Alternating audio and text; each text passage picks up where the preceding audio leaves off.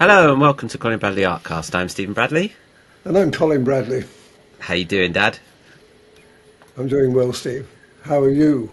Yeah, I'm good. I'm good, thanks. We couldn't record a podcast last week. We tried.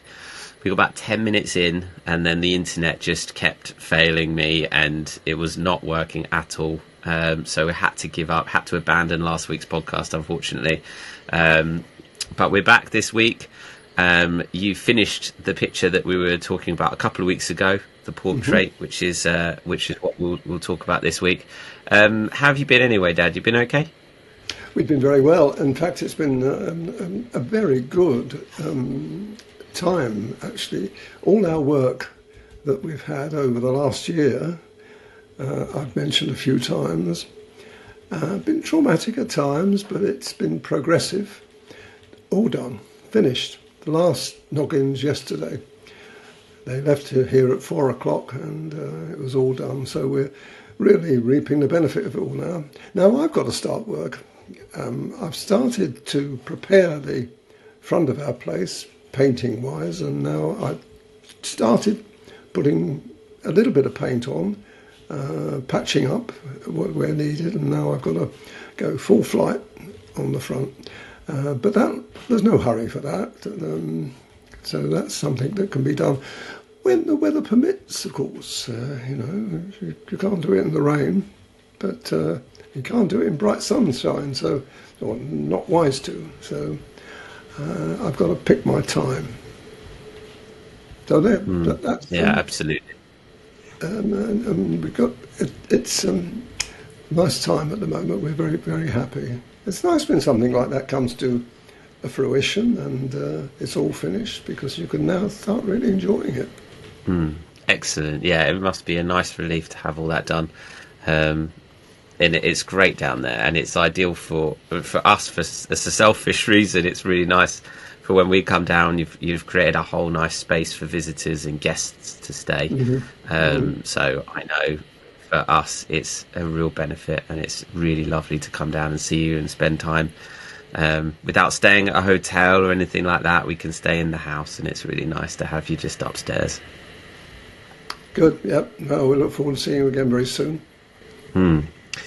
Excellent. Let's crack on then. So let's show the finished picture of this portrait. I'm sure everyone was itching to see how it turned out, and wow, doesn't that just pop out at you? The light, it's like you really captured the photography of the light behind this subject. The face, just immediately you're drawn in to the centre of the picture. There's a lot to talk about on this picture. Last time we spoke, I don't believe you'd started the hat. I think you just started the face and a bit of the hair. So maybe let's start with the hat, because that's something that you've not done before, right? A straw hat, No, and I was like this. I was apprehensive as well, as you know. I mentioned at the beginning, I got a straw hat, and how do you tackle something like that? And it's actually, it was tricky, because you had to select colours for one thing, and the colours that I selected has to match in with the tonal value of the picture. So I was, when you get anything like that that's foreign, you can't put foreign colours in. You can't clash colours. You've got to have a harmony right throughout, and I'm very mindful of that. But the first thing I did actually was the face, and we'll come to that in a minute. But by putting the face in, that gave me the clues, really, for the ground colours for the straw hat. But it wasn't easy. I picked quite a lot of colours out that I thought might work. 50% of them were discarded for the same reason I've just mentioned, that you've got to have harmony. So I managed, I can't even remember the colours now. You wouldn't believe that, but I can't.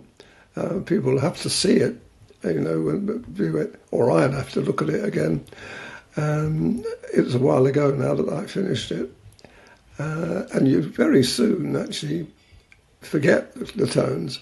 But I do remember the final colour, and that was a pink. It was a Caran d'Ache pink, and that did it for me. When you're doing something like this, you've got to create the impression. You can't draw accurately. If you tried, well, you might as well have a photograph, and it won't work. It will become too contrived. And people who know about art would look at that and think, oh, it's all right, but it's absolutely, it shouldn't be like that. It should be the impression, the artist's impression of that. And I'm aware of that, as you know. I've done a lot of impressionistic pictures. But right at the end, people will see, it doesn't work until you put that final colour on, which is a light, I can't remember the number now, it's a light pink anyway. And I made it. And that is the colour that you actually see, the flicks, you know, those little flicks. And that goes all over. And those flicks are not easy to do because you can't, oh, that doesn't work, so I'll rub that out and do it. You can't do that because you've got all those base colours and all those colours leading up to it. And this is what's going to make this picture quite hard for people to attempt. You've got to use a flare, and you've got to do it in the direction, you know, I say direction of hair, direction of fur and so on. You've got to be mindful of that as well. So you've got to flick it so that you're actually producing the representation of the design of the straw hat. I hope all that makes sense. I find it difficult to express exactly what I do. For one thing, I don't really remember too much, because when you're doing something like that, you're kind of involved in it's like in a meditation really when you do it. And it's when you come back to it on the cold light of day, you look at it and think, blimey, that worked. But at the time you do it, you I wouldn't say you don't have the confidence. You do. You have the confidence, but you're never really sure it's going to work until it does. As I say, I hope that makes sense. I can imagine. There's a lot of you have putting a lot of faith in yourself with something like that. What occurs to me is, how do you know how much blending to do on the hat when you've got to finish with the final texture? You don't want to smooth it all over. How do you know when and what to blend, and how to make sure you don't overblend? That's a good question, and when I think back on it, it's quite easy, because the first thing you do, the first 2 or 3 colours that you use, and of course you've got a shadow in there as well, so you can't make it all over. You've got to blend the shadows, and you can't put too much light colours under there, otherwise that won't work. So you've got to split it up really to light, dark, and kind of intermediate. And what you do is you blend quite a lot to start with. When you first put the colours on, the base colours, and there's pinks in there, and there's, I think, 169 seems to ring a bell with me. Those colours go in, and you blend them. But when you blend them, you're still mindful when you blend it that you're trying to create texture. You're with me? Instead of making it a blanket, and don't put your finger on. That's the worst thing. If you put the finger and blend it, it becomes too smooth, even though you're coming back in later on with the stronger tones. Now, that's the first thing, and that's the first hurdle. But it doesn't look great. I'll tell you, it doesn't look great at that stage. And then the second stage, if you like, is when you start putting the stronger tones in. And when the stronger tones go in, they start the process of trying to capture the texture. You can't do it exactly, but you can capture the texture. And then final stages really are the light colour. I said the light pink, and I think there was another one. There's another pink that I put in there as well, and that added to it. Now, I've got to tell you that people will see the original photograph and compare it to my picture, and the straw hat doesn't look quite the same. So what you do, and what I've done, is I've used my artistic license really in doing it how I think it should look. And I was very, very surprised, particularly when I look at the footage back, because it takes 2 or 3 days for me to get it all together so that I can actually watch it back. And when I watch back, I'm very surprised at how I actually achieved it. So I've told you this before. But when you're in the midst of doing it, you kind of you're lost in the technical side, and you're not really mindful of it as a picture until you look back on it later on. I hope that answers the question. It's the best I can do. Really interesting stuff. Well, let's move down to the face and the hair. Familiar territory for you with the face and the hair, I imagine. Was there anything that stood out for you that was a bit trickier to handle with this picture? Well, that was the easy part, to be honest, because I've done a lot of portraits, and when you get used to doing portrait work, you understand the process. It's very similar to the hat idea. You put the base colours on, but instead of creating texture, you do the opposite of that. You don't want texture, you want it smooth. So instead of, as I said, using the texture side, you then use the smooth. So everything is smooth, and it's smooth right up into the end. The only bits really that you can get away without using texture is when you're using the pencil just to do the very dark bits, maybe the eyelashes and the parts of the lip and so on. You can use raw colour without actually putting the blender on. But 90% of that would have been, more than that probably, 95% of that would have been blended. That's the features side. And I really don't have too many problems with that now. When you've done, I don't know how many I've gone, a couple of dozen, I expect, portraits, and it follows the same process. You know, whatever you're doing, whether it's men, women, children, it's the same idea.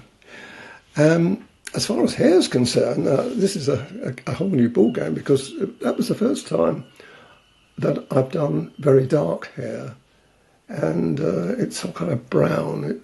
It looks black probably on the screen, but it's actually a brown, very dark browny colour. There is black added, but that's added to that brown, and that was interesting, because I was using, in the end, I think a grey, and I can't remember what one it was. It might have been 273, something like that, or it would have been 230. I don't remember that now, but I know I was putting that on the final touches, a bit like the pink I was talking about with the hat. You put the final touches, because I had to find a colour that would compare favourably with the tones that I'd already got on there. I couldn't put a foreign colour on. It had to be neutral, really. So you tend to go neutral. If in doubt, go neutral. That's another little saying of mine. And it turned out really, really well in the end. The bit that I was a bit apprehensive about and did think about changing is where you've got on the left side, her right side, the left side of the picture, where the hair comes down to the bottom, round the flowers, and comes to the bottom. It comes at an angle. Now that was on the original photograph. That's what I saw. But I did think, if I could trim that back, maybe. Why does it? It didn't need to be there like that. I could have trimmed that back a bit. But then you think, well, if I do that, is it going to look odd? So I left it.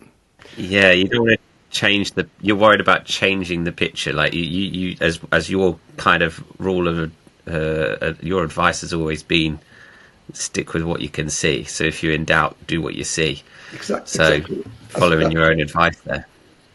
That works exactly well, in exactly the same way. If there's a risk involved, and you think, it's a bit risky, don't do it. Do what you see, and that's one of my I think, my golden rules, really, on all, not just portrait work, but all artwork that I do. It's a good maxim to follow. And obviously, the nice addition of the flowers brings us another point of interest to this portrait. Again, something you would be quite comfortable with, I imagine, doing those flowers. They don't look too complicated. No, they're not. But there wasn't a lot to get my teeth into. You'll notice there's a couple of buds there, they're green and yellow, just a couple there, and a stalk as well. I made that a little bit more of that than perhaps was on the picture. It was still there, but it was more in shadow, but I brought it forward more, simply to balance it up. I felt there was too much white there. I would have rather held a different flower, but once again, you can't make it up. You can't say, oh, I'll put a tulip in there or a daffodil or whatever. You can't do that. That just wouldn't work. It has to be done as the photograph depicts. And I did struggle a little bit with that. Not the flowers, because I've done many flowers before, but getting that right. Because if it's wrong, you can imagine it's right in the centre. I think I told you this last time we discussed that, didn't we? If you do it wrong, it doesn't matter what you do, whether you have a fantastic hat, great portrait, beautiful background, and if the flowers are naff, don't work. So you have to be careful. But this is where it's fun for one thing and challenging for another. I can imagine. I just want to point out as well a really nice little touch. I appreciated it anyway. The choice of colour for your signature. Oh, yes. I thought it's such a nice colour. It's such a pleasant colour to choose. I think you could have easily gone with white to sort of be, stand out. But I just think it's subtle and nice. Yes, actually, you brought a really good point up there, because I'm always mindful of that. When I've seen signatures in the art exhibitions, I've seen them awful ones where they splash it across the corner, or sometimes in the middle, sometimes in a very obvious place. And I've always found that to be intrusive. What I do and what I think, and everything I've done with signatures, is I try to find a section of the picture and a colour that it's not in your face. I think it tends to be, in my opinion anyway, a little bit of an ego trip when people do that, make it, splash a signature on it. I don't like to do that. I like to sign it because it's important that people, if these are sold, we don't necessarily sell our pictures, they are there for the members. But if they were sold, and I have sold a few, of course, people like to see a signature. They know. Remember, the Sphinx cat is typical of that. When I did that for somebody, and that I saw them, by the way, the other day. It was Megan, and I saw her the other day, and she was raving about it. She said, "Oh, we love it. It's a pride of place on our wall, and my mum absolutely adores it." So I just thought, by the way, that worked out well. But the signature wasn't in your face. It was just enough. But people like that. So, and the colour side of it is really important too. That colour, if you choose a colour that is compatible with the picture. And I did have somebody once who used to bring their pictures in for me to frame.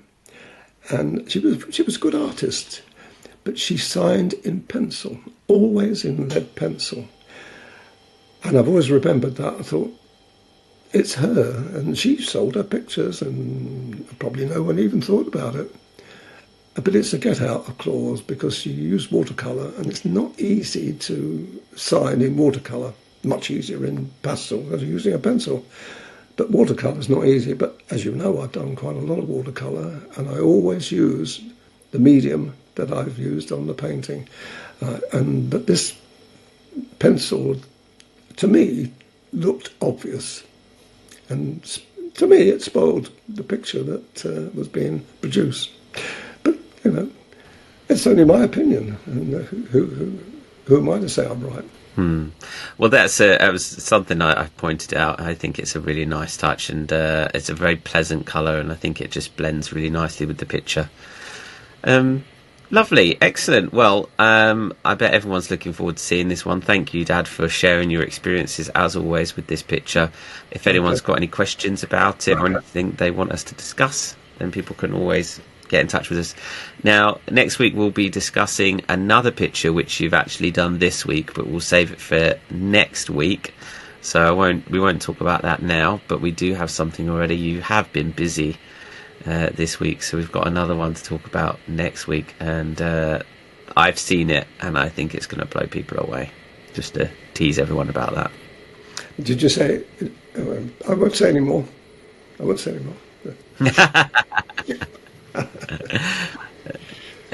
Excellent. All right, great stuff. All right, well, we will leave it there for this week. Thank you everyone for watching and listening. As always, I'm Stephen Bradley. And I'm Colin Bradley. Enjoy your week. Enjoy your week.